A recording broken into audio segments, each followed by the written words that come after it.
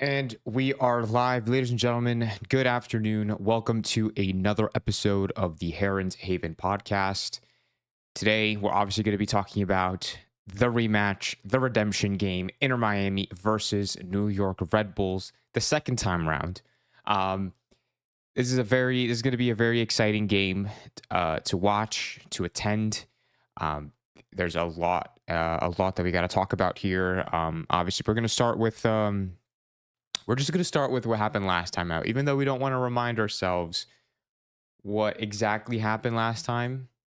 I think it's something that we need to discuss. We'll discuss that. We'll discuss some transfer rumors that have been lingering around on Twitter and on other media outlets.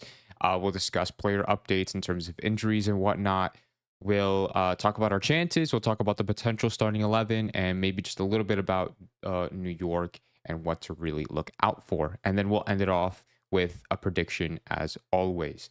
Before we get into all of that, though, just a couple of fun facts or just some random tidbits. Knicks played yesterday. I'm originally from New York. Watched the Knicks. They really took it down to the last second. And it was a very entertaining game. They ended up winning. They beat the series. They won in the series, and they move on to the next round in the playoffs, which is very exciting. I'm pretty sure they did that last season as well. I try to keep up with basketball and pretty much with literally any other sport. It's really unfortunate what happened with the Heat. Honestly, they really suck this year, but it's very unfortunate. But now I guess we have the Knicks to look forward to, and hopefully they can be backed up by anybody else whose team is not in the playoffs. But anyways, that, and also, on the side note, David Beckham's birthday was yesterday. They posted about it on the Inter Miami Twitter accounts or social media accounts, and it was very nice. Very nice of them. Very nice picture of them as well. I'm not going to be showing any pictures or videos. It's a good segment there. Not going to be showing any pictures or videos like always. YouTube is being very weird and strange and very strict on just showing that type of stuff due to copyright reasons. And I've been copyrighted before, like not hit with a copyright strike, but they have like taken down my videos because I would implement clips or images and things like that. So we're not going to be doing that today. But anyways, let's start off with what happened last time out against the Red Bulls. Actually, before I do that, let me make sure I have the if I go here, I want to make sure that okay, yeah, no, everything looks good. I just want to make sure I have the chat pulled up because last time, yeah, okay, here's the chat right here. Let's go. Vamos, Lionel. Vamos, seis. Yeah, let's go Inter Miami, man. I mean, literally, let's pretty much what I want to say is like, let's not have a repeat of what happened last time, right?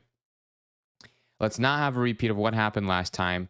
We got absolutely smacked by the Red Bulls, 4-0 at New Jersey, and it's definitely something that we don't want to relive. And let's just talk about a little bit of what happened that game. Obviously, there was no Messi, right? There was no Messi that game. Morgan had just scored a hat trick, completely obliterated us, and we pretty much had nobody. We played the five at the back in that game. We played. It was just like nothing went wrong. Dos Santos started in that game. We had Sunderland in the midfield.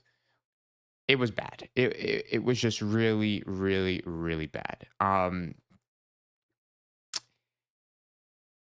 Yeah, no, it is. I'm literally looking at the starting lineups from that game, and it's just like so bad.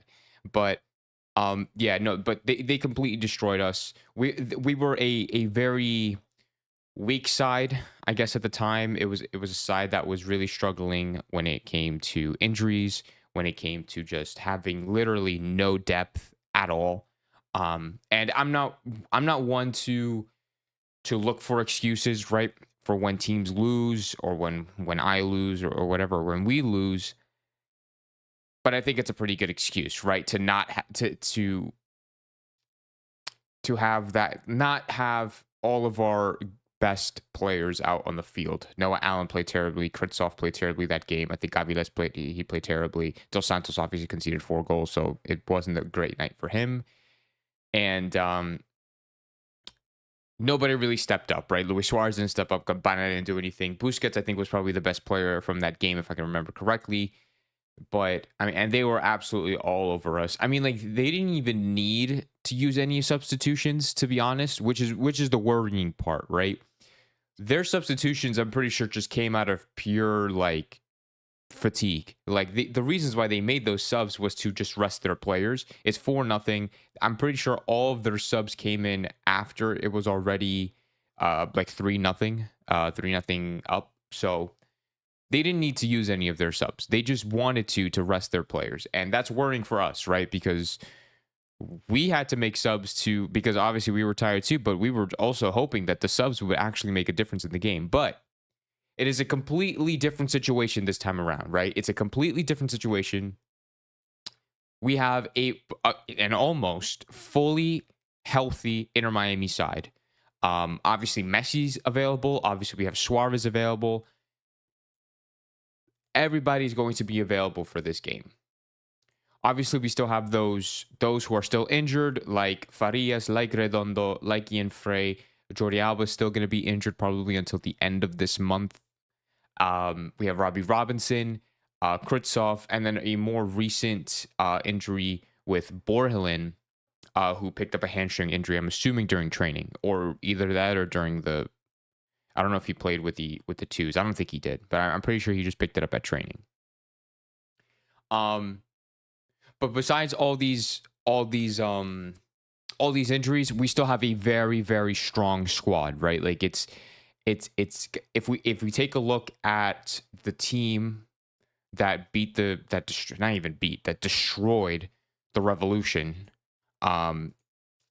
it was the 4-3-3 with Calendar at the back, Negri, Freire, Aviles, and Chelo, with Ruiz, Busquets, and Gressel in the midfield, Taylor, Campana, and Messi up top. And that was just how the game started. Then Luis Suarez came, Benjamin Cremachi came, and Matias Rojas came off the bench. And they all had a great impact on the game when they did come in. So we're stacked, is what I'm trying to say. And so it's a completely different situation from what we had last time out. And it's a great situation to be in. I don't know exactly how we're going to go into the game. I don't know if probably Luis Suarez is going to start. Of course, Messi is going to start. Busquets is going to start. There have been talks. I saw on Twitter that according to, I believe his name is Claudio Football, at Claudio Football, which he's a reporter, and I always see him at like the training grounds whenever I get accepted for those credentials.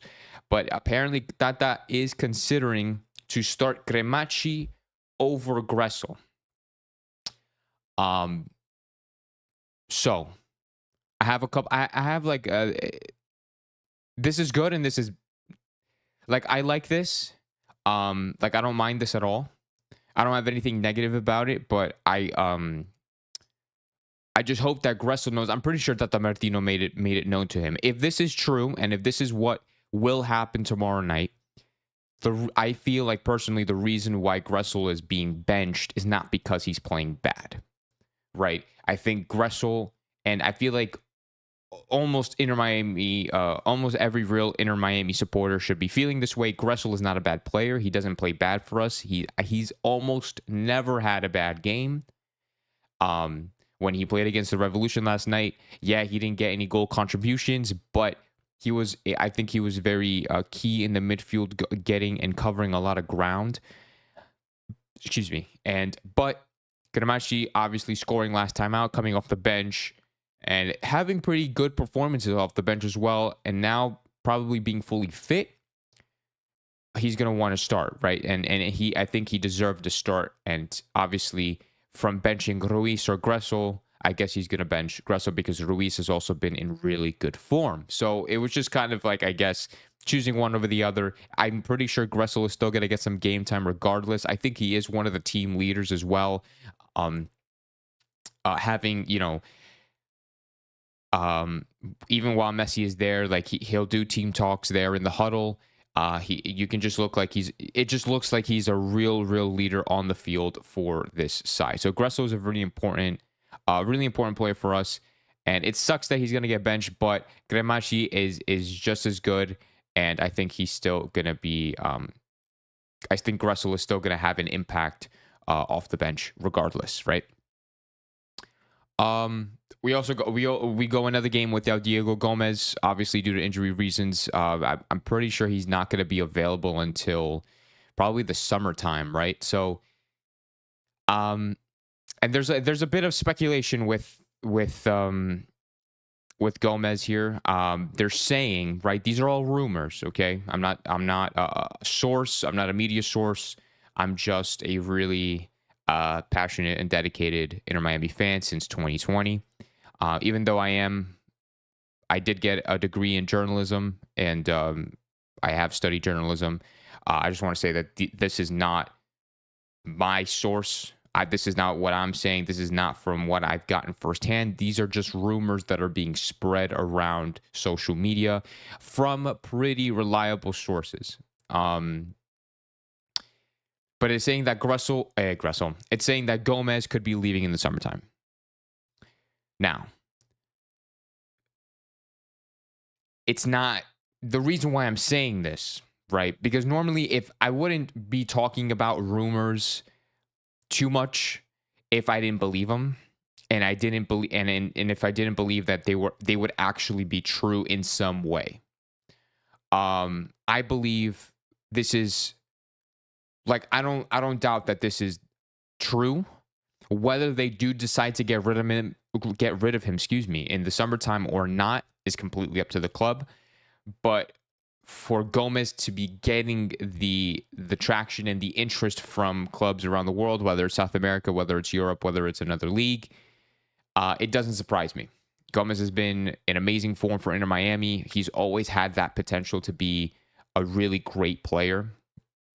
And the fact that we could be getting rid of him in the summertime doesn't surprise me. I mean, it's going to suck for us, for Inter Miami, as Inter Miami fans, and for Inter Miami as a club. It's going to suck losing a player like Diego Gomez, because he is a young player. He's a crucial player, and it's going to be.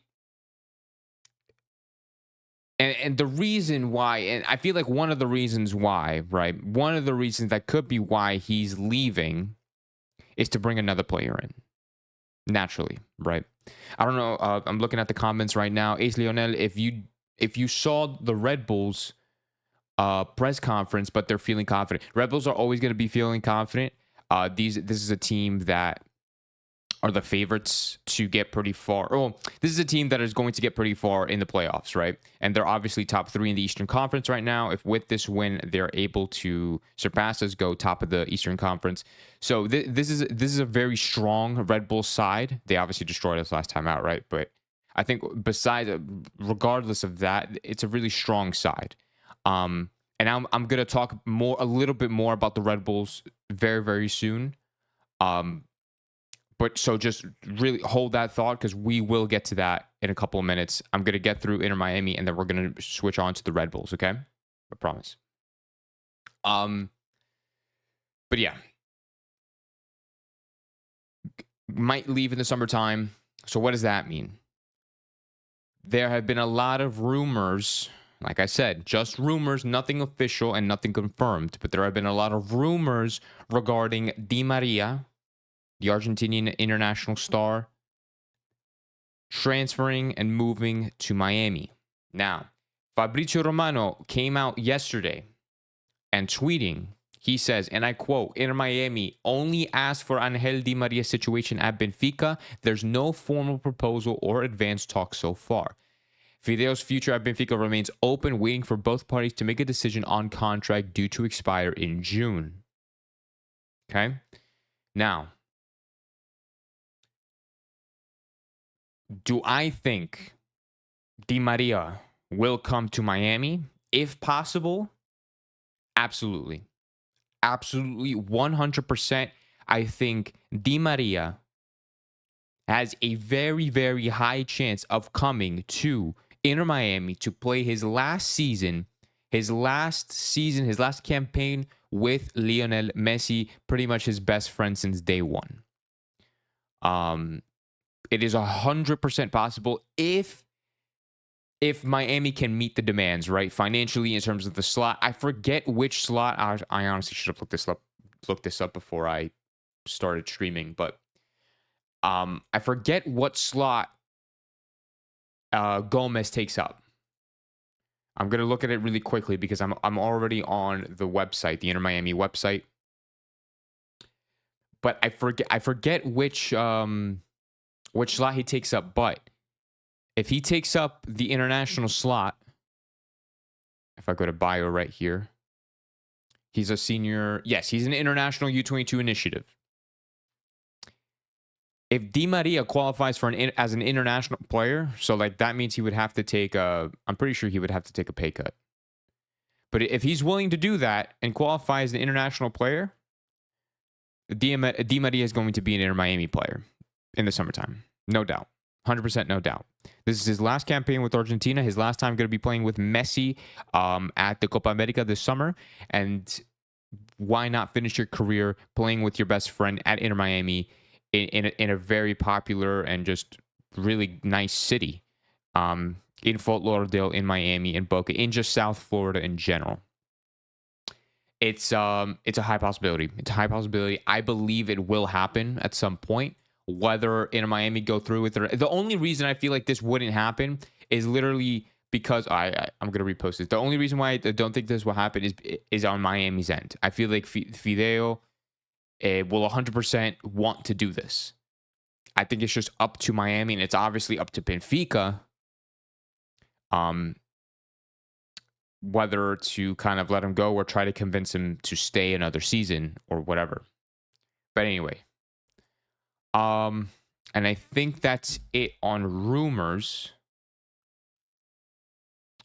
Oh no, I lied. So we've talked about this a couple times, right? We talked about this a couple times. The potential sale of Drake Callender. Potential sale of Drake Callender because of his, I don't want to say, I feel like saying poor performances is harsh, but I think he's definitely been on some sort of decline, whether it's a slight decline or a big decline. It's up to you. It's up to you to decide, right? In my opinion, I definitely think he's been on a slight decline in terms of form. Okay.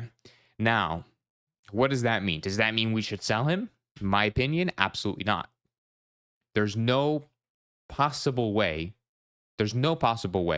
that Inter Miami should be selling Drake Callender just because of a couple of poor performances after being at the club for a couple of years. If this was him week in and week out, I would understand. Now that we're not in literally any competition, Drake Callender needs to be performing well every week. Okay? This is what I expect. And this could be unrealistic. People can have different opinions. But in my opinion, we are not in any competition. We're not in the CONCACAF Champions League anymore. There's no the US Open is not a thing anymore. We are purely focusing on the league. Yes, we have Leagues Cup coming up, but that's different. Drake Callender should never be having a bad game. If you're only playing one game a week, that you need to be playing that game at 200% every single game, every single week, every time, week in and week out. And now, if he's showing, he has, I'm pretty sure he's gonna have this month to kind of show us, right? But if he goes this month, with very still continuing his shaky performances, not performing at 100%, and that's in terms of his distribution, his decision making, his saves, his just command, and the way he commands his area. If he continues to show that for the rest of this month, we have a lot of games this month in May. We have tomorrow, We have May 11th against Montreal. We have Orlando. We have DC, Vancouver, and Atlanta. That's 1, 2, 3, 4, 5 more games besides tomorrow. So with tomorrow, it's 6. We have 6 games this week, or this month, excuse me. We have 6 games this month. He has the rest of this month to prove to us that he deserves to stay. And it's starting tomorrow with the Red Bulls. If tomorrow he has a bad game with the Red Bulls, I 100% think that Drake Callender is going to be leaving. And that's just not on me, but that's just going to be on the club, right? I think the club is just going to be like, okay, yeah, we need to bring in a replacement. We have a comment from Daniel Rodriguez saying Calendar's level has dropped dramatically. I don't think they're going to sell him, but some competition would be welcome. He needs to understand that he doesn't perform. If he doesn't perform decently, he can be replaced. I 100% agree with you, Daniel. This is a great comment. Daniel. 100% agree with you. There needs to be competition for Drake Callender. He cannot simply just be playing week in and week out without any consequences, because we have Dos Santos as the backup, but and no disrespect to Dos Santos, I've seen him play. I've been to every game, Inter Miami 2 game last season where Dos Santos was the starter there, and he played phenomenally, right? He played great. I can't speak today, honestly, but he played great. And now as a backup for Drake Callender, I mean, it's not real competition because he's a kid. He's like 18, 19, 20 years old. We need somebody kind of in their prime competing with Drake Callender. And whether that's El Chiquito Romero from Boca Juniors, whether that is somebody else, we need competition for Drake Callender, because if he doesn't perform, he will get sold. And I believe it. I genuinely believe that the club would sell or trade Drake Callender for somebody else. I genuinely would believe that. But yeah, in the summertime, I definitely do believe that if Miami could bring in a goalkeeper, a backup goalkeeper, or just a goalkeeper that around Drake Callender's level, they would. So yeah, that's my opinion on Drake Callender. Thank you, Daniel Rodriguez, for that comment. It's a great comment, and it's a great point to bring up. Now, I think that is it in terms of rumors. We talked about Benjamin Kramashi potentially starting over Gressel. We talked about Diego Gomez possibly leaving in the summertime. We talked about Di Maria coming in, and we talked about Drake Callender potentially leaving, and the hopefulness of bringing in some competition for him so then he can be more motivated to actually perform. I mean, yeah. Anyway, I think that's that. So, with that being said, let's talk about a predicted lineup. Let's talk about a predicted lineup for Inter Miami, and then we'll talk about the Red Bulls, and then we'll do our prediction, and then we'll end it there. The predicted lineup for me for Inter Miami is pretty much going to be the lineup from last time, right? Except I think Suarez is going to get the start. Robert Taylor should be keeping his spot on that left-hand side. If he doesn't start Robert Taylor, I wouldn't be surprised if he started El Paraguayo. I already forgot his name. Matias Rojas. If he doesn't start Robert Taylor, I do think that he should be starting Robert Taylor. Because Robert Taylor, because Matias Rojas has just joined the club. He just played pretty much his first game off the bench. He did really well, in my opinion. Or I think it was his second game off the bench. First or second. I don't know. Doesn't matter. Regardless, he did well off the bench, but Robert Taylor, that's been Robert Taylor's spot, right? That left wing position before Gomez has been moved to that spot. It's Robert Taylor's position, and then Robert Taylor has been doing well to kind of keep that role. He did well last time out, Taylor. I think he deserves to keep that spot, and then Matias Rojas should come off the bench like he did. And that's in my opinion. But let me try to. But yeah, the back four should be the same. It should be think. Um, Franco Negri with Freire, Aviles, Chelo as the back four. The midfield three: Ruiz, Busquets, and Cremachi. Front three: Robert Taylor, Luis Suarez, and Lionel Messi. That's the predicted lineup for me. That's my predicted lineup. Like I said, you can change Robert Taylor out for Matias Rojas. I think Robert Taylor is going to get that start. Now, for the Red Bulls most likely are going to be going with the same starting 11 as they did last time out. They did before it's because I'm not an expert on the Red Bulls, right? I'm not an expert on the Red Bulls, on their players. All I know is that Lewis Morgan is an amazing player. That's all I know. All I know is that Lewis Morgan is an amazing player. They have their they have obviously Emil Forsberg from RB Leipzig that they brought in the beginning of the season, or yeah, it was at the beginning of the season. And they have their left back, I believe, who's really good. I'm looking at their team here, and Edelman, I think I heard, was pretty decent, and their other striker can perform if he's on his day. If they go again, they played against the 4-4-2. They played us with the 4-4-2 last time out. They're probably going to go with that formation again. And if they do, honestly, I could see the Red Bulls. I don't want to say win. I don't want to say the Red Bulls might win, but I could see them at least tying. I could see them at least tying against Inter Miami, because this is a very motivated Red Bull side with a bunch of good players. Obviously, in my opinion, we're the best team in the league on paper. But this is going to be a very motivated side, a very motivated Red Bull side. They're going to want to come into Chase Stadium, get a result, send a message and saying, hey, yeah, we can beat you even with Messi, with Suarez, with Busquets, with all of these players, with Robert Taylor and all of them.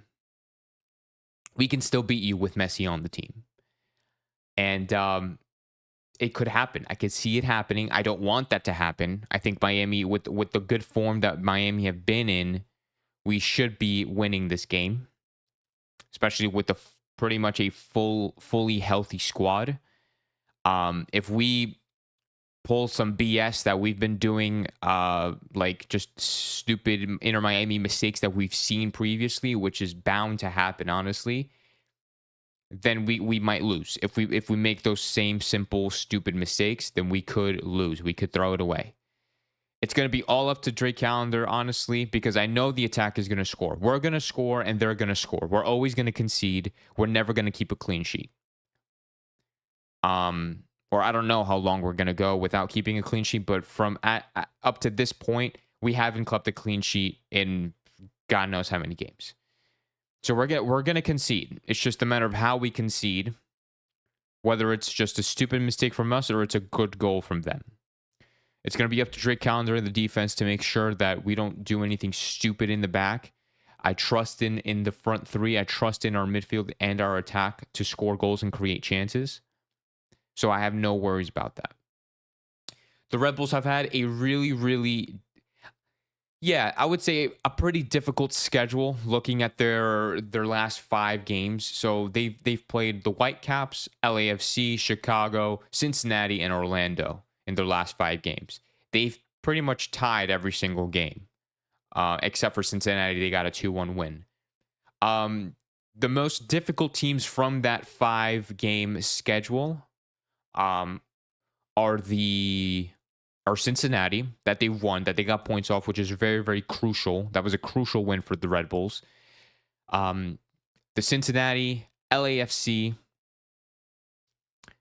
and I want to say the Whitecaps were. The Whitecaps was a pretty hard game, and they got a draw out of that. So Chicago was a bad tie, and Orlando. The fact that they tied against Orlando is pretty upsetting for them. They probably should have won that game because Orlando are not good this year. So they should have beaten Chicago. They should have beaten Orlando, but they've gotten, and I guess they got ties and wins against Cincinnati, LAFC, and Vancouver. So they've been okay. They've been getting draws. They're gonna look for a win. I mean, honestly, I don't think they're gonna. Like if I were to make a prediction right now, how much time do we have? Okay, we're 30 minutes in. I'll try to wrap it up as soon as I can. If I were to make a prediction about the game, I think that Inter Miami are gonna should win 2-1. We're gonna concede a goal, but we should be scoring. We shouldn't be allowing more than one goal. I'm not gonna lie to you. I mean, we should have learned from last time out. We should be marking Lewis Morgan pretty tightly. Whether we do that, if we don't, we will concede more than one goal. 100% we will concede more than one goal if Lewis Morgan is not defended properly. And Emil Forsberg, if he has a great night, he could be scoring as well. So honestly, considering how things have been going, a 2-2 tie is looking very, very strong. Like, it's looking like a really strong outcome. If I see a goal from Forsberg, a goal from Morgan, and then hope maybe Messi and Suarez get a goal, I think best case scenario, we walk away with a 3-2 win. I can definitely see us conceding more than one goal, but I have a gut feeling that we will win, and we will see a lot of goals. In my opinion, we will see a lot of goals. I think a 3-2 win is the best case scenario here, and if with a win over the Red Bulls tomorrow, it'll put us in a good spot at the table. It will obviously, that'll put us what? It'll still put us a game ahead, but we'll still be 3 points clear top of the table if Cincinnati win their game against Orlando, which they should be. So that'll still put us 3 points top of the table. And yeah, I mean, it's gonna be a crazy game. It's honestly gonna be a crazy game. I'm really, really looking forward to it. I might be attending the game. Because I do have season tickets. But I normally sell them or give them to my parents to go to. But I might be going to the game. I'm not too sure yet. I'll tweet it. If anything, I will tweet it. I'll tweet like images. I'll probably put it on my Instagram stories as well. I'll have all my socials in the description if you want to just kind of if you want to keep track of that. If I do decide to go to the game, I'll keep you guys updated on that. Red Bulls' only loss was to Columbus, if I'm not mistaken. They're a tough team. We've got to be extreme. Oh, absolutely, man. Dan, you're on the money. You've been on the money today.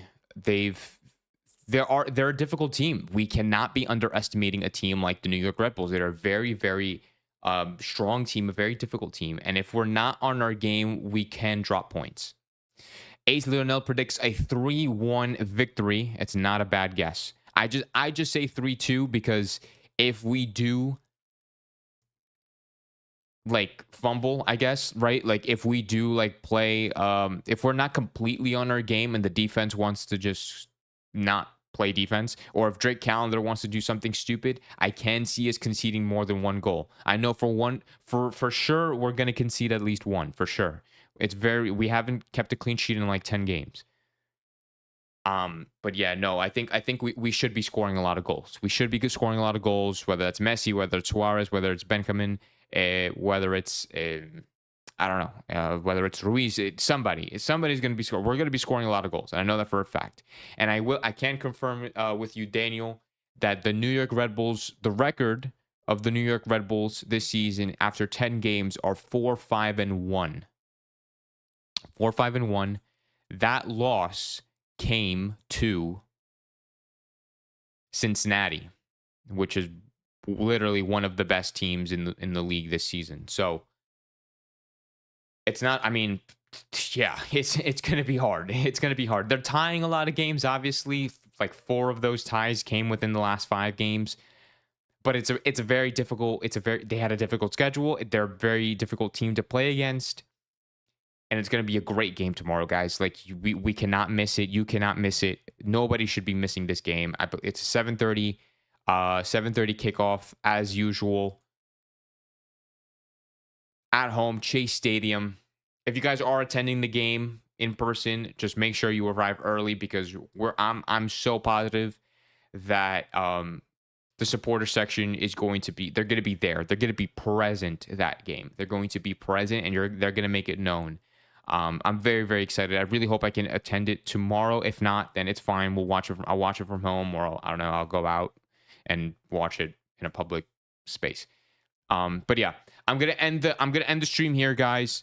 I'm gonna end. This has been another episode of the Heron's Haven podcast. Thank you to Daniel and Ace Lionel for joining in, for commenting, for giving out great comments. But those were my takes on tomorrow. That is my preview. I really hope you guys have enjoyed it. I'll see you guys tomorrow night after the game. I'll do my post game reaction then. Hopefully it's a really good reaction, man. And I know it's going to be a great game. Follow me on the social medias. I'll try to live tweet during the game to just give my thoughts, and then yeah, we'll move from there. But I'll see you guys tomorrow night. Inter Miami versus versus the New York Red Bulls. Excuse me. Vamos Miami.